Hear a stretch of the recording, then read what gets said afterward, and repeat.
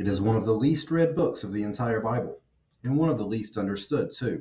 It's scary. It's full of odd prophecy and apocalyptic stories of the end of the earth and the return of Jesus Christ, which isn't a pleasant experience if we're completely honest. That is, until the end of the book. Revelations is clear that Jesus will return as the Lion of Judah, ready to end all evil and sin and destroy the devil once and for all. But that is, of course, after letting him out of his cage for a little while. That is after the Antichrist, who is referred to as a beast. That is after Jesus does a pretty good job destroying planet Earth, and a new Jerusalem comes down from heaven. So as you can see, it's a little bizarre. It's full of violence and no rapture. Yes, I said that. Sorry. There's no rapture in the Bible. But the ending is the greatest hope given to us on planet Earth. And as the book says, it is a book about what was, what is, and what will be. It did have problems getting into the Bible. Martin Luther and John Calvin despised it, didn't think it was scripture. There were disputes lasting deep into early church history about what they should do with the book of Revelation. In some of the earliest lists we found of books of the canon, it was not included in many of them. Christians debated Jesus being called the Alpha and the Omega, the first and the last. It was early after Jesus' death, and they were still figuring out who he was.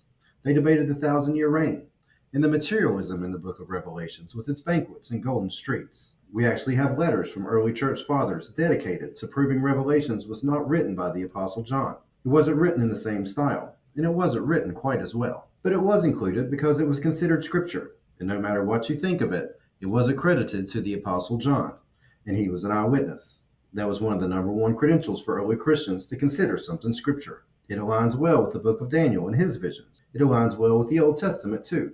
360 verses have Old Testament significance. Early Christians also hoped it meant Rome would soon fall and the end was near. There is no doubt it talks about the end of times. Just about every generation has had someone or some event occur that means we were close to the end of the world. That is the biggest debate about Revelations. Is the book apocalyptic all the way to today? John wrote it to 7 churches, and they knew what he was saying.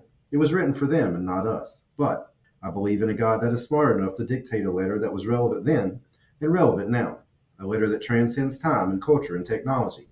I can see how 500 years ago all the predictions and the events in the book felt completely unreal. Now many of them seem almost normal. Just like most scripture, it just gets clearer and stronger as time goes by, or in this case, as time runs out.